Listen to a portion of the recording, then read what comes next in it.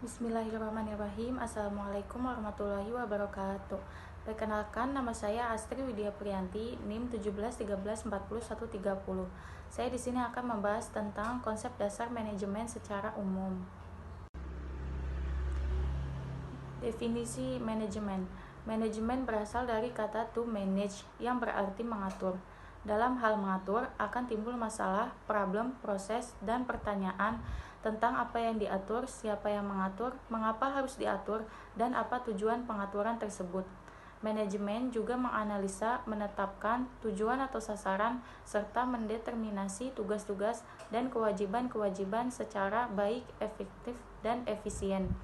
Menurut Mondi dan Premix 1995 mengemukakan, management is the process of getting things done through the efforts of other people.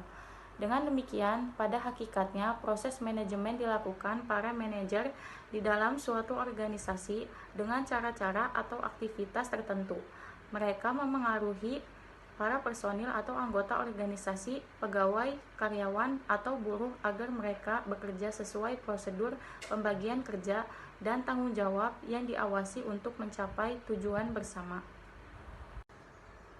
Tujuan manajemen yaitu menurut Siswanto adalah sesuatu yang ingin direalisasikan yang menggambarkan cakupan tertentu dan menyarankan pengarahan kepada usaha seorang manajer. Hal ini dapat juga diartikan untuk mengefektifkan dan mengefisiensikan pendayagunaan segala sumber daya yang tersedia guna pencapaian tujuan yang telah ditetapkan. Aspek-aspek manajemen yaitu yang pertama, man atau manusia, money atau uang, material atau bahan-bahan, machines atau mesin, methods atau metode, dan yang terakhir market atau pasar. Selanjutnya yaitu tahapan atau prosedur. Yang pertama yaitu perencanaan, merupakan proses awal dalam suatu manajemen yang akan dapat memberikan dampak yang signifikan terhadap proses-proses manajemen berikutnya.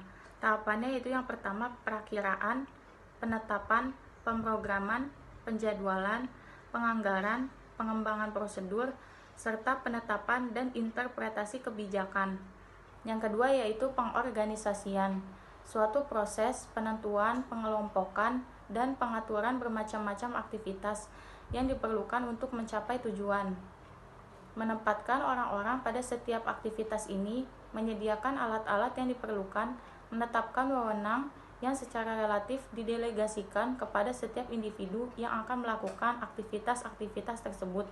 Tahapannya yaitu, manajer harus mengetahui tujuan organisasi yang ingin dicapai, penentuan kegiatan-kegiatan, pengelompokan kegiatan-kegiatan, pendelegasian wewenang, rentang kendali, peranan perorangan, tipe organisasi, serta struktur organisasi. Yang ketiga yaitu pengarahan. Pimpinan berkewajiban untuk menggerakkan bawahan, memutar roda mesin, perusahaan atau organisasi dan melakukan koordinasi. Menjamin kontinuitas perencanaan, membudayakan prosedur standar, menghindari kemangkiran yang tak berarti, membina disiplin kerja, serta membina motivasi yang terarah. Dan yang keempat yaitu pengendalian. Untuk mengevaluasi tujuan yang telah dicapai dan apabila tujuan tidak tercapai dengan baik, maka dapat dicari mengenai faktor penyebabnya sehingga dapat dilakukan perbaikan. Kelebihan manajemen yaitu kita dapat mengetahui persoalan, mendefinisikan persoalan, mengumpulkan fakta, data, dan informasi, menyusun alternatif penyelesaian, mengambil keputusan dengan memiliki salah satu alternatif penyelesaian, melaksanakan keputusan, serta melakukan tindak lanjut.